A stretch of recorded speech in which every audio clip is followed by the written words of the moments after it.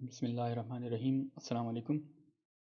आज जो है हम ऑल मायर्स का चैप्टर नंबर 5 स्टार्ट करेंगे, जो कि डिस्क्रीट प्रोबेबिलिटी डिस्ट्रीब्यूशन से रिलेटेड है। डिस्क्रीट प्रोबेबिलिटी डिस्ट्रीब्यूशन हमने चैप्टर 3 में भी डिस्कस की थी।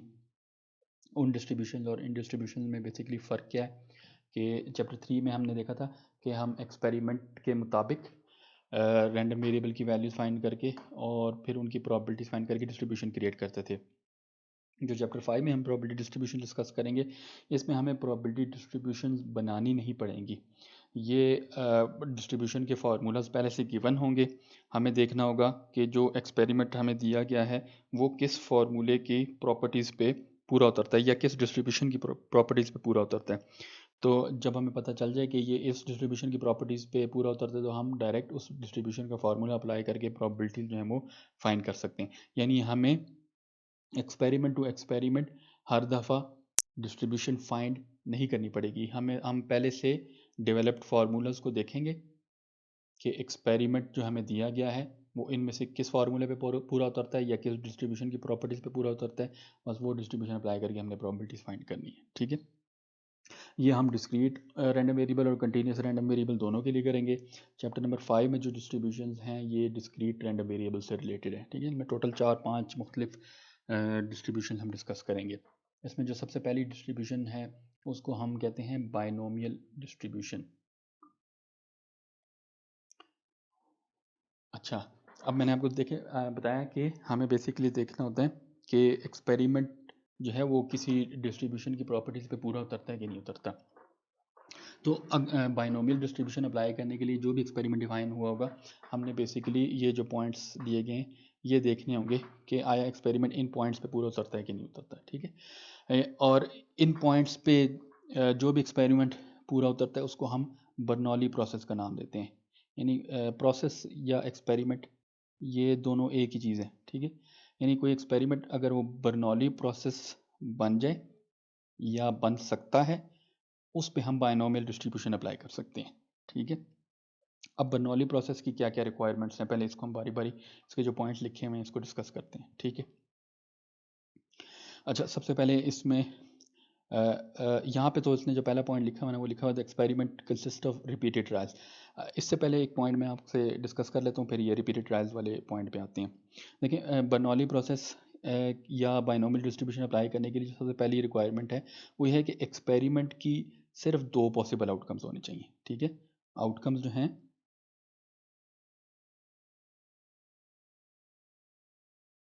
सिर्फ 2 पॉसिबल होने चाहिए।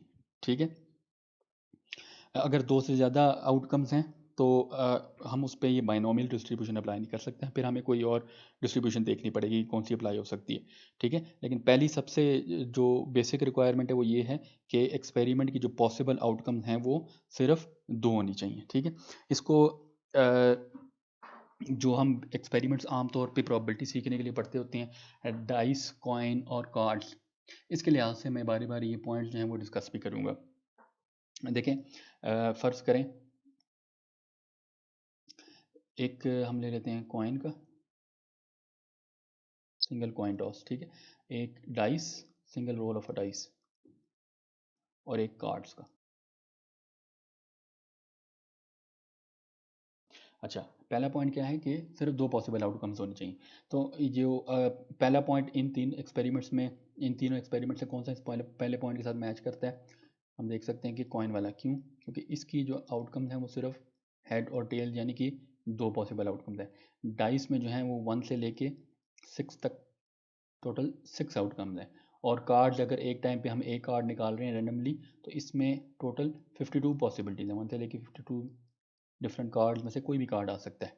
ठीक है, तो बर्नौली के प्रोसेस का जो पहला पॉइंट है उसमें सिर्फ और सिर्फ ये कॉइन वाली एग्जांपल जो है ये पूरी उतरती है, ना डाइस वाली एग्जांपल पूरी उतरती है ना कार्ड वाली एग्जांपल।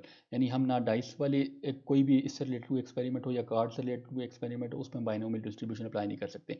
हाँ, अगर सिर्फ इस पहले पॉइंट तक हम महदूद रखें तो हम देख सकते हैं कि ये जो कॉइन वाली एग्जांपल है इसमें हम बाइनोमियल डिस्ट्रीब्यूशन अप्लाई कर सकते हैं क्योंकि ये बर्नौली प्रोसेस का पहले पॉइंट को सेटिस्फाई कर रहे हैं।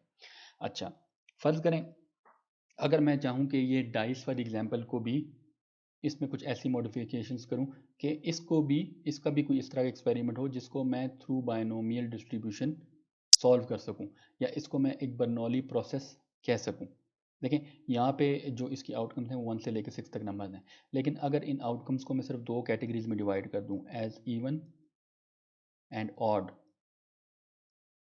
यानी आउटकम वैसे तो 1 से लेकर 6 तक हैं, लेकिन 1, 3, 5 इनको मैं ऑड की कैटेगरी में रख रहा हूँ, और 2, 4, 6 इनको मैं इवन की कैटेगरी में रख रहा हूँ। यानी बेसिकली मुझे नंबर्स में इंटरेस्ट नहीं है, मुझे सिर्फ किस चीज़ में इंटरेस्ट है कि आया वो इवन है या ऑड है। तो अब मेरे पास जो पॉसिबल आउटकम्स हो गई हैं वो 2 हो गई हैं, या तो आउटकम इवन होगी या फिर ऑड होगी। तो अगर मैं इस डाइस वाले एक्सपेरिमेंट को इस तरह मॉडिफाई कर लेता हूँ, तो ये भी जो बर्नौली प्रोसेस का जो पहला पॉइंट है कि सिर्फ 2 आउटकम्स होने चाहिए, उसको पूरा करता है।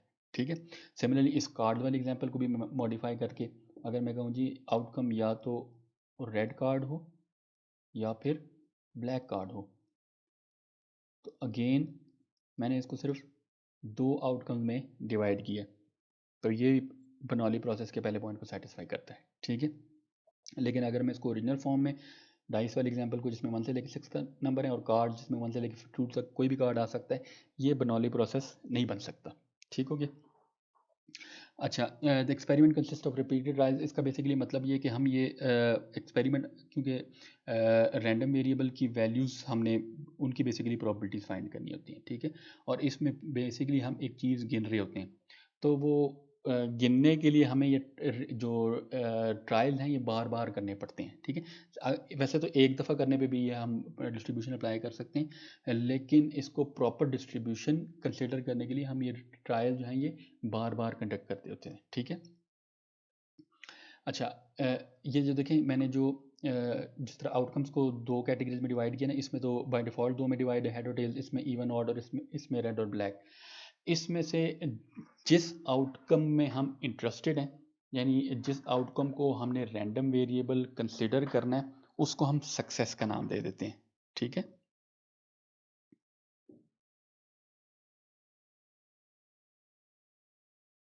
और जिस आउटकम में हम इंटरेस्टेड नहीं हैं, उसको हम फेलियर का नाम दे देते हैं। ठीक, इससे फ़र्क नहीं पड़ता कि आप इवन को सक्सेस कह रहे हैं या ऑड को सक्सेस कह रहे हैं, सिमिलरली रेड को सक्सेस कह रहे हैं या ब्लैक को सक्सेस कह रहे हैं। बेसिकली जिस आउटकम में आप इंटरेस्टेड हैं उसको आपने सक्सेस का नाम देना है, और दूसरा वाला जो है वो फेलियर कहलाएगा। ठीक है, यानी अगर मैं कॉइन टॉस की एग्जांपल में नंबर ऑफ हेड्स गिन रहा हूँ, रिपीटेड ट्रायल है ना, मैं एक कॉइन को 10 दफ़ा फेंकता हूँ और उसमें मैं बेसिकली गिन रहा हूँ कि नंबर ऑफ हेड्स, तो सक्सेस क्या होगा, हेड्स, और फेलियर क्या हो जाएगा, टेल्स। अगर मैं एक डाइस को 6 दफ़ा फेंकता हूँ और मैं देखता हूँ कि इवन नंबर कितनी दफ़ा आया, तो सक्सेस क्या हो जाएगा, इवन, क्योंकि मैं नंबर ऑफ इवन गिन रहा हूँ, और फेलियर क्या हो जाएगा, ऑड। सिमिलरली ये कार्ड्स की एग्जांपल में मैं फ़र्ज़ करें 12 कार्ड्स निकालता हूँ बारी बारी, और कार्ड एक देख के फिर वापस भी रख रहा हूँ। ठीक है, इसकी भी मैं आपको बाद में सिग्निफिकेंस बताऊँगा वापस रखने की, लेकिन कार्ड देख के मैं वापस रखता हूँ, और मैं बेसिकली देखना चाह रहा हूँ कि इन 10 में से टोटल ब्लैक कितने आए, तो सक्सेस में किसको कहूँगा, ब्लैक को, और रेड जो है वो आपका फेलियर हो जाएगा। ठीक है, अच्छा नेक्स्ट, सक्सेस की जो भी प्रोबेबिलिटी होगी उसको हम स्मॉल पी से रिप्रेजेंट करेंगे, और फेलियर की प्रोबेबिलिटी को हम क्यू से रिप्रेजेंट करेंगे। ठीक है, अच्छा अगर देखें जब 2 ही आउटकम्स हों, उन दोनों आउटकम्स की प्रोबेबिलिटीज़ को जब आप ऐड करें तो रिजल्ट 1 के बराबर आता है। तो हमने देखा है कि हम इन एक्सपेरिमेंट्स में एक आउटकम को P और दूसरे को Q का नाम दे रहे हैं, यानी अगर हम P और Q को ऐड करें तो ये रिजल्ट हमेशा 1 के बराबर आएगा। ठीक है, यानी एक ट्रायल में जो सक्सेस की प्रोबेबिलिटी है और जो फेलियर की प्रोबेबिलिटी, इन दोनों का अगर हम सम ले लें तो ये हमेशा 1 के बराबर आएगा। ठीक है, और इसी में से हम लिख सकते हैं कि Q is equal to 1 minus P। ठीक है, यानी अगर हमें सक्सेस की प्रोबेबिलिटी पता है तो हम फेलियर की प्रोबेबिलिटी फाइंड कर सकते हैं। किस तरह, सिंपली सक्सेस की प्रोबेबिलिटी को 1 में से सब्ट्रैक्ट करते हैं। ठीक है, अच्छा ये सारे के सारे पॉइंट्स जो है ना, ये बर्नौली प्रोसेस से रिलेटेड हम डिस्कस कर रहे हैं। ठीक है, मैं एक दफ़ा रिपीट कर रहा हूँ, 2 आउटकम्स होनी चाहिए। ठीक, रिपीटेड ट्रायल्स, यानी हम ये ट्रायल बाय एक्सपेरिमेंट जो भी है इसको प्रोसेस के लाने के लिए हम इसको बार बार कंडक्ट करें। एक आउटकम को हम सक्सेस का नाम देते हैं जिस आउटकम में इंटरेस्टेड है, और दूसरे को हम फेलियर का नाम देते हैं।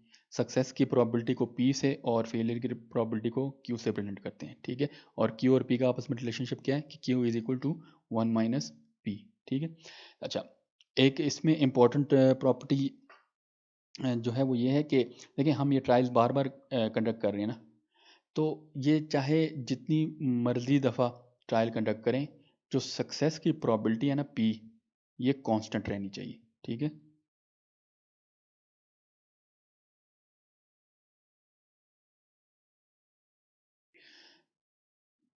पी जो है वो हर ट्रायल में कांस्टेंट रहनी चाहिए। यानी इसका क्या मतलब है कि देखें पी की वैल्यू जो मर्जी हो, हमें फ़र्ज़ करें ये कॉइन टॉस में हेड को मैं सक्सेस कह रहा हूँ। ठीक है, अगर हेड सक्सेस है, सक्सेस की प्रोबेबिलिटी हम पी से रिप्रेजेंट करते हैं, तो पी जो है वो क्या होगी, 0.5। ठीक है, और इस केस में क्यू जो है ये भी 0.5 होगी। तो जब मैं पहली दफ़ा कॉइन टॉस करूँगा उसमें पी जो है वो 0.5 होगी। जब मैं दूसरी दफ़ा टॉस करूँगा तब भी वो 0.5 रहेगी। जब तीसरी दफ़ा टॉस करूँगा तब भी 0.5 रहेगी। यानी पी जो है वो हर ट्रायल में कांस्टेंट है। तो अगर पी कांस्टेंट है तो ऑटोमेटिकली क्यू भी कांस्टेंट हो जाएगी। ठीक है, तो एक बर्नौली प्रोसेस की रिक्वायरमेंट क्या है कि सक्सेस की जो प्रोबेबिलिटी है वो ट्रायल टू ट्रायल कांस्टेंट रहनी चाहिए, वो वेरी नहीं करनी चाहिए। सिमिलरली डाइस के एग्जांपल में देखें, इवन की अगर इसको मैं सक्सेस कह रहा हूँ तो इवन की प्रोबेबिलिटी जो है 1/2 है। ठीक है, तो जब मैंने एक दफ़ा डाइस फेंकी तब भी इवन की प्रोबेबिलिटी 1/2 थी। जब मैं दूसरी दफ़ा फेंकूंगा तब भी इवन की प्रोबेबिलिटी जो है 1/2 रहेगी। चाहे मैं 10वीं मरतबा इसको रोल करूँ डाइस को, तब भी इवन की प्रोबेबिलिटी या सक्सेस की प्रोबेबिलिटी जो है 1/2 रहेगी। यानी सक्सेस की प्रोबेबिलिटी जो है वो कांस्टेंट ही रहती है। ठीक है, अच्छा, इसी को अगर मैं एक कार्ड वाले एग्जांपल पे लेके जाऊँ, अगर ब्लैक को मैं सक्सेस कह रहा हूँ तो ब्लैक की प्रोबेबिलिटी जो है वो 26/52 या 1/2 है। ठीक है, तो जब मैं पहला कार्ड निकालूंगा, ये ब्लैक निकले, इसकी प्रोबेबिलिटी जो है वो 1/2 है। ठीक है, अभी थोड़ी देर पहले मैंने आपको कहा था वो कार्ड निकाल के हमने वापस रखना है। इसकी सिग्निफिकेंस क्या है, अगर वो कार्ड मैं वापस नहीं रखता तो पीछे टोटल कार्ड्स की तादाद जो है वो 51 रह जाती है, एक कार्ड अगर मैं निकाल दूँ। ठीक है, सिमिलरली अगर वो ब्लैक कार्ड बाहर आया है तो उसकी भी तादाद 26 की बजाय 25 रह जाती है। तो अब नेक्स्ट ब्लैक की प्रोबेबिलिटी जो है, जो कि हमारा सक्सेस है इस एक्सपेरिमेंट में, उसकी प्रोबेबिलिटी 25/51 हो जाएगी, जो कि 1/2 नहीं है। यानी सक्सेस की प्रोबेबिलिटी अब कांस्टेंट नहीं है। तो इसलिए इसको हम बर्नौली प्रोसेस का हिस्सा नहीं बना सकते। लेकिन अगर वो कार्ड में देखने के बाद पैक में वापस रख दूं तो वो तादाद चेंज नहीं होती, तादाद वही ओरिजिनल रहती है कि टोटल 52 और ब्लैक की तादाद 26। तो इस केस में जब मैं विद रिप्लेसमेंट के साथ इस एक्सपेरिमेंट को कंडक्ट करूं तो सक्सेस की प्रोबेबिलिटी जो है वो कांस्टेंट रहती है। ठीक है, लेकिन अगर मैं विदाउट रिप्लेसमेंट इस एक्सपेरिमेंट को कंडक्ट करूं तो वो फिर सक्सेस की प्रोबेबिलिटी जो है वो कांस्टेंट नहीं रहती, वो फिर बर्नौली प्रोसेस नहीं रहता, हम उस पर बायनोमियल डिस्ट्रीब्यूशन अप्लाई नहीं कर सकते, फिर हमें कोई और डिस्ट्रीब्यूशन देखनी पड़ेगी। ठीक है, लेकिन बायनोमियल डिस्ट्रीब्यूशन की रिक्वायरमेंट क्या है कि सक्सेस की प्रोबेबिलिटी जो है वो हर ट्रायल में कांस्टेंट रहती है। और ये जो आखिरी पॉइंट लिखा हुआ है ये बेसिकली यही है जो मैंने अभी आपको एक्सप्लेन किया है। The repeated trials are independent. देखें, अगर ट्रायल्स इंडिपेंडेंट ना हो, अगर आपको याद हो इंडिपेंडेंट और डिपेंडेंट मैंने जब आपको समझाया था कि किसी नए इवेंट की पिछले इवेंट की वजह से प्रोबेबिलिटी अगर चेंज ना होती हो तो हम कहते हैं कि वो इंडिपेंडेंट है। तो अगर वो इंडिपेंडेंट हो तो सक्सेस की प्रोबेबिलिटी जो है वो चेंज नहीं होगी, दूसरे ट्रायल में तीसरे ट्रायल में वो कांस्टेंट रहेगी। तो अगर हम कहें कि सक्सेस की प्रोबेबिलिटी कांस्टेंट है तो इसका मतलब है कि ट्रायल जो है वो इंडिपेंडेंट है। सिमिलरली ये कार्ड्स वाली एग्जांपल में अगर आप देखें, मैंने आपको बताया था विद रिप्लेसमेंट ट्रायल जो है या इवेंट जो है वो इंडिपेंडेंट होते हैं, लेकिन विदाउट रिप्लेसमेंट जो है वो डिपेंडेंट हो जाते हैं इवेंट्स। तो ये कार्ड वाली एग्जांपल बर्नौली प्रोसेस सिर्फ तब बन सकती है या इसमें सक्सेस की प्रोबेबिलिटी कांस्टेंट सिर्फ तब रह सकती है जब हम इसको विद रिप्लेसमेंट कंडक्ट करेंगे। ठीक है, तो ये जो पॉइंट लिखा ना, the repeated trial the independent, ये बेसिकली यही चीज़ है कि सक्सेस की प्रोबेबिलिटी जो वो कांस्टेंट रहनी चाहिए। ठीक है, ये दोनों पॉइंट्स एक दूसरे के साथ लिंक्ड हैं। अच्छा, अब देखिए अगर ये सारी कंडीशन जो हैं वो सेटिस्फाई हो रही हों तो हम कहते हैं कि ये जो हम एक्सपेरिमेंट कंडक्ट कर रहे हैं ये एक बर्नौली प्रोसेस है। ठीक, अगर ये एक बर्नौली प्रोसेस है फिर इस पे हम बायनोमियल डिस्ट्रीब्यूशन अप्लाई कर सकते हैं। अच्छा, अब बायनोमियल डिस्ट्रीब्यूशन क्या है, देखें ये याद रखें डिस्ट्रीब्यूशन हमेशा रैंडम वेरिएबल की होती है। तो हमें तो पहले बेसिकली पता होना चाहिए कि रैंडम वेरिएबल क्या चीज़ है। जब हमें रैंडम वेरिएबल पता होगा, उसकी वैल्यूज़ हमारे पास होंगी, तभी हम उसकी डिस्ट्रीब्यूशन फाइंड कर सकेंगे। तो ये बर्नौली प्रोसेस में रैंडम वेरिएबल बेसिकली क्या है, ये जो जिस आउटकम को हमने सक्सेस डिफाइन किया था ना, इस केस में हेड को, इसमें इवन को और इसमें ब्लैक को, जब हम रिपीटेड ट्रायल्स में इसको गिन रहे हो, ये अगर हम इसको गिन रहे हैं तो यही आपका रैंडम वेरिएबल है। ठीक, तो किसी बर्नौली प्रोसेस में जो नंबर ऑफ सक्सेसेस हम गिन रहे हैं बेसिकली, तो जो जिस चीज़ को हम गिन रहे हैं, जो कि बेसिकली आपकी सक्सेस है, वही आपका रैंडम वेरिएबल होता है, ठीक है। और बर्नौली प्रोसेस का जो रैंडम वेरिएबल होता है उसको हम बायनोमियल रैंडम वेरिएबल कहते हैं। और इसी रैंडम वेरिएबल की जब हम डिस्ट्रीब्यूशन फाइंड करते हैं तो इसको हम बायनोमियल डिस्ट्रीब्यूशन कहते हैं, ठीक है। बर्नौली प्रोसेस क्या होता है? ये सारे पॉइंट्स जो एक्सपेरिमेंट या जो ट्रायल सेटिस्फाई कर रहे हो, ठीक। बायनोमियल रैंडम वेरिएबल क्या होता है? बर्नौली प्रोसेस में जो सक्सेस जिस चीज़ को आपने डिफाइन किया हुआ है, जिसको आप गिन रहे हैं, वो आपका रैंडम वेरिएबल होगा, उसको हम बायनोमियल रैंडम वेरिएबल कहेंगे। बायनोमियल डिस्ट्रीब्यूशन क्या है? इसी रैंडम वेरिएबल की जो डिस्ट्रीब्यूशन होगी वो बायनोमियल डिस्ट्रीब्यूशन होगी, ठीक है। और मैंने आपको कहा था कि देखें हमें जो डिस्ट्रीब्यूशन है वो बनी बनाई फार्मूला की फॉर्म में दी हुई हैं। तो जो बायनोमियल डिस्ट्रीब्यूशन की का फार्मूला है वो ये है। यानी अगर हमें ये पता चल जाए कि ये एक्सपेरिमेंट या ये रैंडम वेरिएबल एक बायनोमियल रैंडम वेरिएबल है, तो उसकी डिस्ट्रीब्यूशन हम इस फॉर्मूले के तहत फाइंड कर सकते हैं, ठीक है। इसको हम represent B X N P से करते हैं, ठीक है। बायनो जिस तरह वैसे आमतौर पे अगर आपको याद हो हम डिस्ट्रीब्यूशन को एफ एक्स से रिप्रेजेंट करते थे, ये जनरल रिप्रेजेंटेशन थी। कोई भी डिस्ट्रीब्यूशन हम उसको एफ ऑफ एक्स से रिप्रेजेंट कर सकते हैं, चाहे डिस्क्रीट की हो चाहे कंटिन्यूस की हो। ये बी एक्स एन पी ये स्पेसिफिकली बता रहा है कि ये डिस्ट्रीब्यूशन तो है, लेकिन ये सिर्फ और सिर्फ बायनोमियल डिस्ट्रीब्यूशन है, ठीक है। अच्छा, इसमें एक्स क्या है? जिस तरह ये एफ ऑफ एक्स आपको याद है, ये बेसिकली क्या था? प्रोबेबिलिटी कि एक्स रैंडम वेरिएबल एक्स जो है वो किसी पर्टिकुलर वैल्यू स्मॉल एक्स के बराबर आए। तो ये एक्स वही चीज़ है, ये वो वैल्यू है जिसकी हम प्रोबेबिलिटी फाइंड करते हैं, ठीक है। अच्छा, एन क्या चीज़ है? हम रिपीटेड ट्रायल्स कंडक्ट करते हैं, हम बार बार ये ट्रायल को बार बार कंडक्ट कर रहे होते हैं।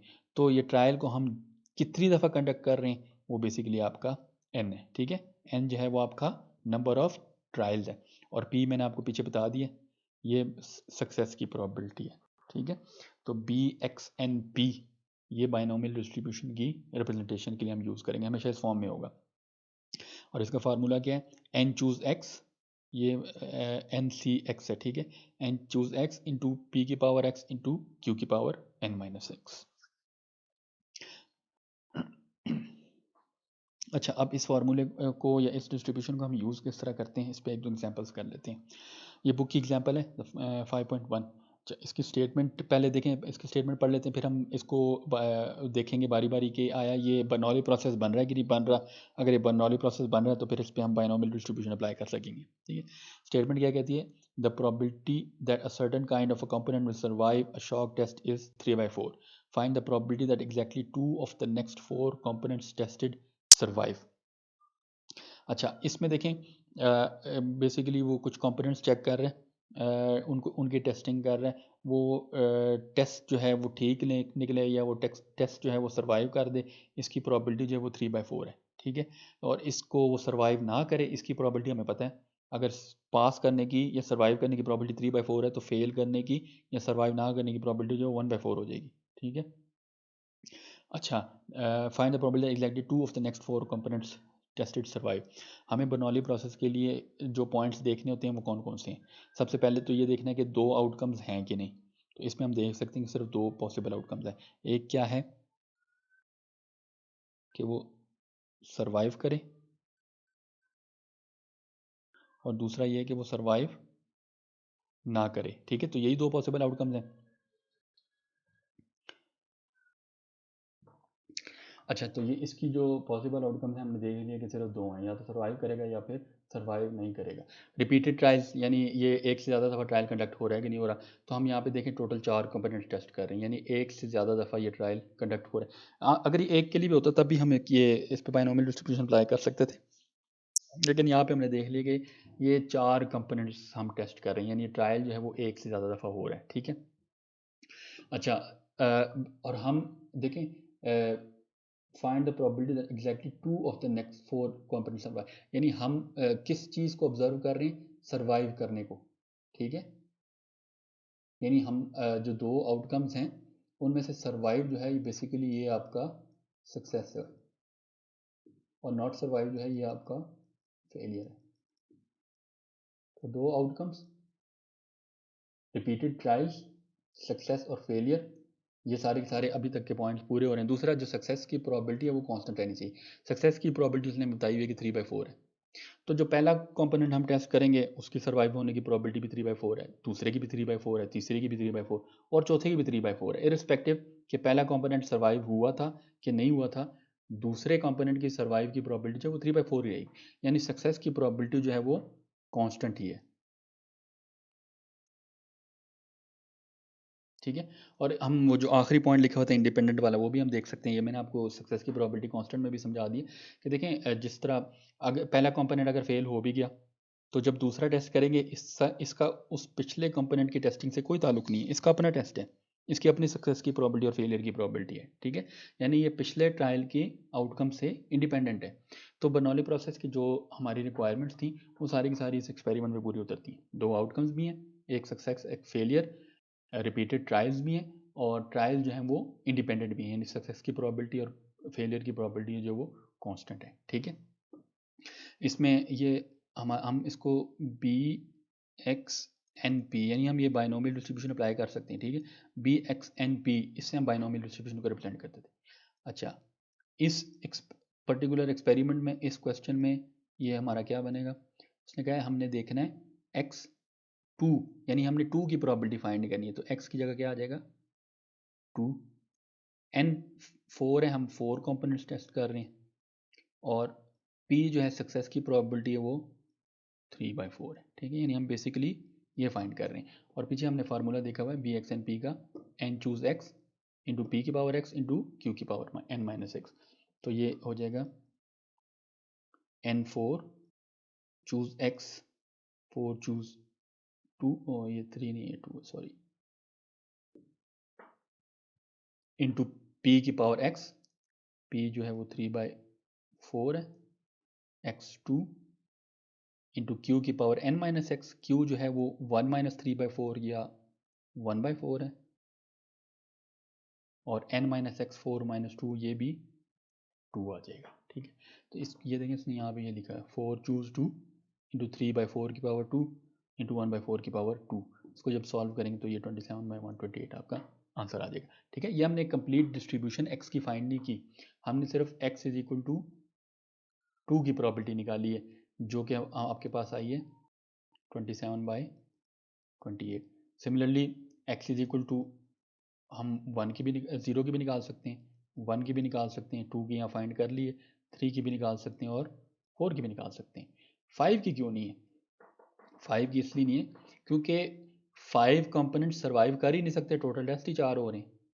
तो जो बाइनोमियल रैंडम वेरिएबल है ना, इसकी जो लोएस्ट पॉसिबल वैल्यू ये याद रखें 0 हो सकती है कि नंबर ऑफ सक्सेस कोई भी ना आए, या इस केस में 4 क्यों है क्योंकि n 4 है, तो या मैक्सिमम वैल्यू जो है वो n हो सकती है।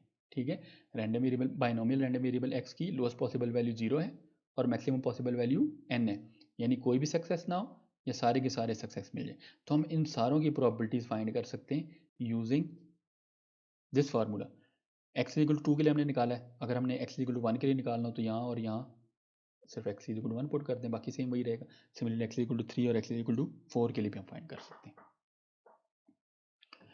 अच्छा, ये बाइनोमियल डिस्ट्रीब्यूशन ये इसके अगर आपको पता चल जाए ना कि बर्नौली प्रोसेस बन रहा है एक्सपेरिमेंट या बाइनोमियल डिस्ट्रीब्यूशन के थ्रू हम इसको सॉल्व कर सकते हैं, इसको सॉल्व करना कोई मुश्किल नहीं रहता, सिंपल डायरेक्ट ये फार्मूला अप्लाई करना है। अच्छा, इसमें एक चीज़ इंपॉर्टेंट अगर आपको याद हो, हम जब किसी इंटरवल की प्रोबेबिलिटी फाइंड करते थे ना, देखिए जब हमने डिस्ट्रीब्यूशन डिफाइन की और फर्ज करें एफ ऑफ एक्स एक डिस्क्रीट रैंडम वेरिएबल के लिए। ठीक है, इसमें अगर हम आपको प्रोबेबिलिटी फाइंड करें X is less than equal to R, R कोई भी वैल्यू है रैंडम वेरिएबल की, इसका तरीका क्या था कि स्टार्ट से लेके r-1 तक लेस देन आर है, अगर मैं इसको इक्वल कर दूं तो यहाँ पे r आ जाएगा, ये लेस देन है तो यहाँ पे r-1 आएगा, यानी r से एक पिछली वाली वैल्यू। इसके लिए हम प्रोबेबिलिटीज़ को सम करते थे। ठीक है, इंटरवल के लिए ऐसे ही था ना, या अगर मुझे ये फाइंड करनी है probability a is less than x is less than b, ये इक्वल कर दें तो इस केस में x is equal to a से लेके b तक हमने f ऑफ x को सम करना। सेम यही प्रोसीजर, क्योंकि बाइनोमियल डिस्ट्रीब्यूशन जो है ये भी एक डिस्ट्रीब्यूशन ही है, तो इसमें भी अगर हमने इस तरह की प्रोबेबिलिटीज़ फाइंड करनी हो इस पर भी प्रोसीजर यही लगेगा, लेकिन फ़र्क क्या होगा कि अब हमने बाइनोमियल पे सम अप्लाई करना है। ठीक है, तो ये जो फार्मूला लिखा हुआ ना, ये basically probability x is less than equal to r का फार्मूला लिखा हुआ है, ठीक है। और चूंकि हम ये बाइनोमियल पे अप्लाई कर रहे हैं तो बाइनोमियल को हम b से रिप्रेजेंट करते थे, तो इसकी क्यूमुलेटिव को या इसकी सम की प्रोबेबिलिटीज़ को हम कैपिटल B से रिप्रेजेंट करेंगे, ठीक है। और इसकी डेफिनेशन क्या है कि जीरो से ये इसके मुताबिक कि ज़ीरो से हर दफ़ा क्यों होगा, क्योंकि मैंने अभी आपको समझाया कि बाइनोमियल रैंडम वेरिएबल की लोएस्ट पॉसिबल वैल्यू जो है वो ज़ीरो है, इससे कम नहीं हो सकती, ठीक है। तो हर दफ़ा इसकी लोअर लिमिट जो है वो ज़ीरो ही रहेगी। और अपर लिमिट आर क्यों, क्योंकि मुझे आर तक का सम चाहिए, तो ज़ीरो से लेके आर तक का बाइनोमियल पे हम सम अप्लाई करेंगे। लेकिन इसमें मसला ये क्या है कि जब भी हमने ये सम अप्लाई करना होगा हमें हर दफ़ा, देखिए फ़र्ज़ करें आर जो है यहाँ पे अज्यूम करते हैं कि 11 है, ठीक है। यानी इसका मतलब है कि ये वाला सम हमें 0 से लेके 11 तक, यानी बी एक्स एन पी को पहले हम 0 के लिए सॉल्व करेंगे, फिर 1 के लिए, फिर 2 के लिए, फिर 3 के लिए, करते करते 11 तक सारी वैल्यूज़ के लिए सॉल्व करेंगे और फिर उनको हम ऐड करेंगे। तो ये काफ़ी लेंथी प्रोसीजर बन जाता है।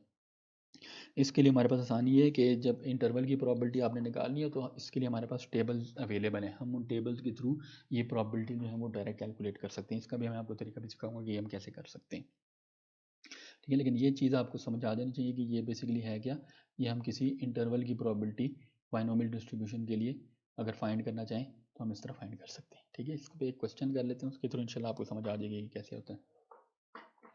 अच्छा, the probability that a patient recovers from a rare blood disease is 0.4.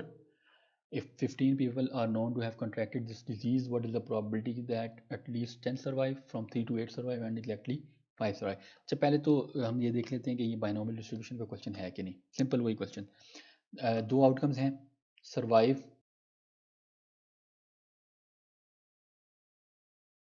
ठीक है, ये आर और वी मेरा लगभग एक ही जैसा है, सर्वाइव और दूसरा है कि नॉट सर्वाइव, यही दो पॉसिबल आउटकम्स हैं।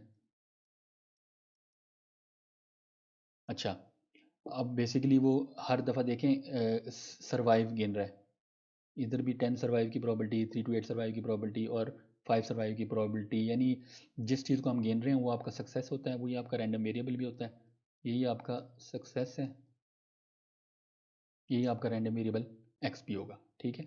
और सर्वाइव करने की या रिकवर, बेसिकली सर्वाइव नहीं है इसका लफ्ज़ यहाँ पे रिकवर है, ठीक है, या एक ही चीज़ें चलें, उसकी उसने हमें प्रोबेबिलिटी बताई हुई है कि ये 0.4 है और सक्सेस की प्रोबेबिलिटी को हम पी से रिप्रेजेंट करते हैं, ठीक है।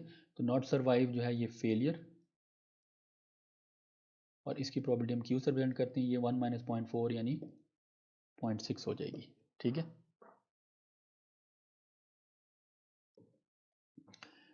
अच्छा, दो आउटकम, सक्सेस फेलियर। नेक्स्ट हमने देखना है कि इंडिपेंडेंट ट्रायल्स हैं कि नहीं, या सक्सेस की प्रोबेबिलिटी कांस्टेंट है कि नहीं। अगेन ये वही जिस तरह पिछले एग्जांपल में हमने देखा था कि एक पहला सर्वाइव करे ना करे इसका दूसरे पेशेंट से कोई ताल्लुक नहीं, सिमिलरली दूसरे का तीसरे से कोई ताल्लुक नहीं है, ठीक है।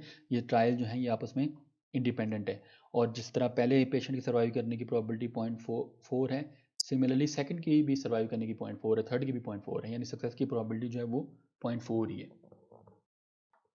तो और ये टोटल 15 दफ़ा हम ट्रायल्स कर रहे हैं, ठीक है। 15 people are known to have contracted this disease, यानी हम 15 बंदों को का ट्रायल कर रहे हैं, ठीक है। रिपीटेड ट्रायल्स भी, यानी बर्नौली प्रोसेस की जो रिक्वायरमेंट्स है वो सारी की सारी इसमें पूरी हो रही है, ठीक है। अच्छा, पहले पार्ट में देखें, वो कहते हैं एटलीस्ट 10 सर्वाइव। एटलीस्ट 10 सर्वाइव का मतलब है कि कम से कम 10 और मैक्सिमम 15 लोग हैं, यानी 10 से 15 के बीच में कोई भी, ठीक है। और इसकी अपर लिमिट 15, यानी एटलीस्ट 10 जो है वो बेसिकली इसका मतलब क्या है, probability x is greater than equal to 15, और x क्या है आपका बाइनोमियल रैंडम वेरिएबल जो सक्सेस को रिप्रेजेंट कर रहे हैं, और सक्सेस क्या है अभी हमने देखा है सर्वाइव, यानी एटलीस्ट, ये सॉरी मैंने यहाँ 15 लिख दिया, ये 10 है, एटलीस्ट 10 सर्वाइव करने की हमने प्रोबेबिलिटी निकालनी है, ठीक है। यहाँ पे देखें उसने लिखा भी है probability x is greater than equal to 10। अच्छा, अब हमने याद रखें जब भी हमने टेबल यूज़ करना हो ना, तो हमारे पास जो इंटरवल है वो इस फॉर्म में होनी चाहिए, लेस देन सम वैल्यू। यहाँ पे हम देखें ये जो सम मैंने लिखा है ये x less than equal to r के लिए, ठीक है। यानी यहाँ पे less than equal to, less than या लेस देन इक्वल टू, इन दोनों में से कोई एक फॉर्म होनी चाहिए। टेबल अप्लाई करने के लिए हमें ये फॉर्म चाहिए, यहाँ पे हमारे पास ग्रेटर देन है, और ग्रेटर देन वाली को हम इसमें कन्वर्ट कर सकते हैं, हम बहुत दफ़ा कर चुके हैं कि टोटल प्रॉबिलिटी यहाँ ये फ़र्ज़ करें 0 से लेके 15, ठीक है, ये 0 और ये 15, 0 सर्वाइव करने की प्रॉबिलिटी, और ये 1 की, 2 की, 3 एंड सो ऑन, ये प्रॉबिलिटी डिस्ट्रीब्यूशन है, ठीक। 10 से ये फ़र्ज़ करें यहाँ पे 10 है, उसको जो प्रॉबिलिटी चाहिए वो ये वाला रीजन चाहिए, इन सारी प्रॉबिलिटीज़ को सम चाहिए। 10 से ग्रेटर वाला ये बनता है ना, इक्वल 10 शामिल करके, तो 10, 11, 12, 13, 14, 15, हमने इसको इस फॉर्म में कन्वर्ट करना है। और मुझे दूसरी इन्फॉर्मेशन क्या पता है कि 0 से लेके 15 तक ये सारी की सारी प्रॉबिलिटीज़ का सम जो है ये 1 होता है। तो अगर इस 1 में से मैं ये वाला रीजन सब्ट्रैक्ट कर दूं, ग्रेटर वाला, सॉरी ये लेस वाला, ये वाला 1 में से ये x से लेस देन वाला पोर्शन, लेस देन वाला पोर्शन कौन सा है, जो 9 इसकी अपर लिमिट है, तो 1 में से 0 से लेके 9 तक का पोर्शन सब्ट्रैक्ट कर दूं तो मेरे पास 10 से लेके 15 तक का पोर्शन बच जाएगा। तो इसलिए इसको मैं x ग्रेटर देन 10 को 1 minus probability x less than 10 लिख सकता हूँ, ठीक है। यहाँ पे x less than equal to जब r है तो अपर लिमिट r है, अगर ये लेस देन r होता तो मैंने आपको बताया था यहाँ पे r माइनस 1 आता, ठीक है। तो यहाँ पे लेस देन 10 है तो ऊपर 10 माइनस 1 होगा जो कि 9 के बराबर है, ठीक है। तो ये वाली probability basically 1 minus X is equal to sum लगेगा 0 से लेके 9 तक, किस चीज़ पे, हमने देख लिया कि ये बाइनोमियल डिस्ट्रीब्यूशन के थ्रू हो सकता है, तो बाइनोमियल डिस्ट्रीब्यूशन पे, ठीक। इसमें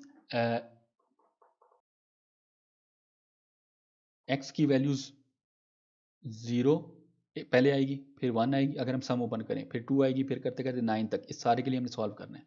लेकिन मैंने आपको बताया कि हमें ये सम ओपन करने की ज़रूरत नहीं पड़ेगी, हम डायरेक्ट टेबल के थ्रू कर सकते हैं। ये टेबल के थ्रू कैसे होगा मैं आपको समझा देता हूँ। ये अपेंडिक्स में टेबल A.1 जो है ये बाइनोमियल डिस्ट्रीब्यूशन के लिए सम्स का टेबल दिया हुआ है हमें, ठीक है। तो इसमें हमने पहले इस जो रिक्वायर्ड पोर्शन है टेबल का, पहले तो हमने वो फाइंड करना है। वो कैसे फाइंड करना है, इसमें देखें आपके नंबर ऑफ ट्रायल्स कितने हैं, n इज इक्वल टू 15। ये जो पहला कॉलम है इसमें ये नंबर ऑफ ट्रायल्स के लिए देखें इंडिविजुअल टेबल दिए हुए हैं। 1 के लिए ये टेबल यहाँ तक है, फिर 2 के लिए यहाँ से लेके यहाँ तक का टेबल है, 3 के लिए यहाँ से लेके यहाँ तक। तो ये हर नंबर ऑफ ट्रायल्स के लिए अलग-अलग छोटे छोटे टेबल दिए हुए हैं। तो पहले तो हमने हमारा n इज इक्वल टू 15 है तो n इज इक्वल टू 15 वाला टेबल लोकेट करना है। तो ये n इज इक्वल टू 15 वाला ये टेबल है, ठीक है। अच्छा, नेक्स्ट हमने इसमें देखनी है कि r की वैल्यू क्या है। r की वैल्यू हमने देखा 9 है, ठीक है। r की वैल्यू क्या है 9, तो हम इसमें r इज इक्वल टू 9 पे आ गए, ठीक। और इस रो में अगर आप देखें सक्सेस की प्रोबेबिलिटी दी हुई है, तो सक्सेस की प्रोबेबिलिटी हमारी क्या थी 0.4, तो ये r इज इक्वल टू 9 और ये 0.4 जहाँ पे इंटरसेक्ट कर रहे हैं, यही आपकी इस इंटरवल की प्रोबेबिलिटी, यानी 0 से लेके 9 तक की सारी प्रोबेबिलिटीज़ को अगर आप ऐड करें तो ये रिजल्ट आएगा आपका, ठीक है। यहाँ पे अगर आप देखें उसने यही किया 1, तो ये 1 माइनस सेम टू सेम आ गया, और इस इंटरवल की प्रोबेबिलिटी 0.9662, तो 1 माइनस 0.9662 0.038, ठीक है। तो एटलीस्ट 10 सर्वाइव की प्रोबेबिलिटी क्या है 0.0338। अच्छा, नेक्स्ट पार्ट में वो कहते हैं probability from 3 to 8 survive. 3 to 8 survive यानी हमें ये वाली प्रॉबिलिटी चाहिए 3 to 8 सर्वाइव, ठीक है। अगेन अब 3 to 8 सर्वाइव के लिए हम सम ओपन करके भी कर सकते हैं। एक्स को 3 पुट करें, 4, 5, 6, 7, 8 बारी बारी पुट करके बाइनोमियल ओपन करें और सम अप्लाई करें तो आपके पास आंसर आ जाएगा। लेकिन हम टेबल यूज़ करना चाह रहे हैं, लेकिन टेबल यूज़ करने के लिए हमारी फॉर्म क्या होनी चाहिए, lower limit 0 upper limit r, ठीक है। यहाँ पे हमारी लोअर लिमिट 0 नहीं है, यहाँ पे लोअर लिमिट 3 है। तो टेबल यूज़ करने के लिए पहले तो हम इस सम को किसी ऐसे फॉर्म में इस तरह कन्वर्ट करेंगे कि हमारी लोअर लिमिट 0 हो जाए, ठीक है। यहाँ पे देखिए इसने क्या लिखा है, जो ये वाला सम है इसको इसने बराबर किया हुआ है 0 से लेके 8 तक का सम माइनस 0 से लेके 2 तक का सम। ये किस तरह है, ये जिस तरह ऊपर मैंने डायग्राम बनाई है इसी के थ्रू मैं आपको समझाने की कोशिश करता हूँ। ये रैंडम वेरिएबल एक्स की वैल्यूज़ 0, 1, 2, 3 सो ऑन, और जो मैक्सिमम वैल्यू है वो 15 है, ठीक है। उसको प्रोबेबिलिटी चाहिए ये फ़र्ज़ करें 8 जो है वो यहाँ पे है, उसको प्रोबेबिलिटी चाहिए इस रीजन की, यानी इन सारी रैंडम वेरिएबल्स की प्रोबेबिलिटीज़ का सम चाहिए, ठीक है, 3 से लेके 8 तक। हमने इसको किस फॉर्म में लिखा हुआ है? हमने लिखा हुआ है 0 से लेके 8, इसमें से हम सब्ट्रैक्ट कर रहे हैं 0 से लेके 2। तो इस सारे पोर्शन में से 0 से लेके 8, इस पोर्शन में से अगर मैं ये पोर्शन सब्ट्रैक्ट कर दूं तो पीछे मेरे पास 3 से लेके 8 तक का पोर्शन बच जाता है। तो इसलिए 3 से लेके 8 की जो सम है इसको मैं लिख सकता हूँ 0 to 8 के सम में से 0 से 2 तक का सम सब्ट्रैक्ट करने, ठीक है। अब ये और ये दोनों सम्स जो हैं ये हम टेबल में से देख सकते हैं। टेबल में से किस तरह देखेंगे? n हमें पता है 15 है, ठीक। r इस केस में 8 है, इस केस में 2 है। सक्सेस की प्रोबेबिलिटी दोनों के लिए 0.4 है, ठीक है। ये याद रखें, n 15, एक में r 8 है और एक में r 2 है। तो ये n इज इक्वल टू 15, पहला था r इज इक्वल टू 8 और इसके अगेंस्ट सक्सेस की प्रोबेबिलिटी जो है वो 0.9040 ये वाली आती है, ठीक है। और दूसरा था r इज इक्वल टू 2, इसके अगेंस्ट प्रोबेबिलिटी जो है वो सक्सेस की 0.0271 आती है, ठीक है।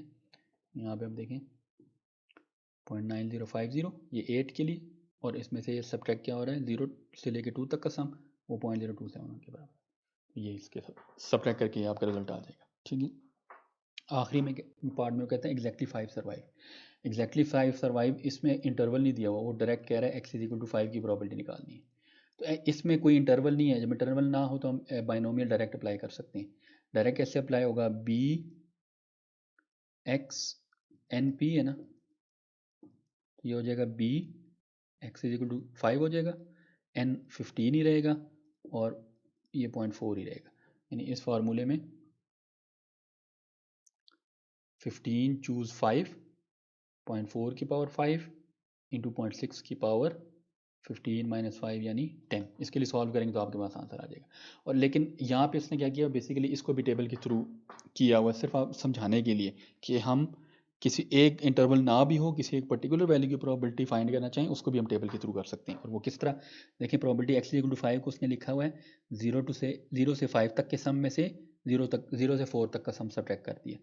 ये मैं वही लाइन के थ्रू, ये 0 1 2 3 4 5 और ये आगे भी रैंडम वेरिएबल की वैल्यू है, उसको सिर्फ ये वाली प्रोबेबिलिटी चाहिए जो 5 पे है, ठीक है। तो उसने क्या किया, 0 से लेके 4 तक इन सारी, 0 से लेके 5 तक इन सारी प्रोबेबिलिटीज़ के सम में से 0 से लेके 4 तक की प्रोबेबिलिटीज़ का सम माइनस कर दिए, तो पीछे सिर्फ क्या बचेगा, ये वाली प्रोबेबिलिटी, और यही रिक्वायर्ड थी। तो इसलिए 0 से लेके 5 तक के सम में से 0 से लेके 4 तक का सम सब्ट्रैक्ट किया, तो आप, और ये दोनों वैल्यू सेम उसी तरीके से आप टेबल में से देख सकते हैं, ये आपके पास आंसर आ जाएगा, ठीक है। अच्छा, आज के लिए बाइनोमियल डिस्ट्रीब्यूशन इतना ही है, इसको हम फर्दर भी थोड़ा सा डिस्कस करेंगे। इसका मीन एंड वेरिएंस हमने देखना है कि बाइनोमियल एंड वेरिएबल का मीन और वेरिएंस किस तरह फाइंड करेंगे। इसके अलावा hyper geometric distribution, negative binomial distribution, Poisson distribution और एक मल्टीनोमियल डिस्ट्रीब्यूशन भी, ये भी हम बारी बारी साथ साथ डिस्कस करते रहेंगे, ठीक है। लेकिन आज के लिए इतना ही है। इसमें से अगर कोई क्वेश्चन बनते हैं तो काइंडली अपने पास नोट कर लीजिएगा लेक्चर सुनने के दौरान, और इसका Q&A सेशन जो है वो इंशाल्लाह वेडनेसडे को होगा, उस दौरान आप मुझसे वो क्वेश्चन पूछ सकते हैं, ठीक है। आज के लिए इतना ही है मेरी तरफ से, अल्लाह हाफिज़।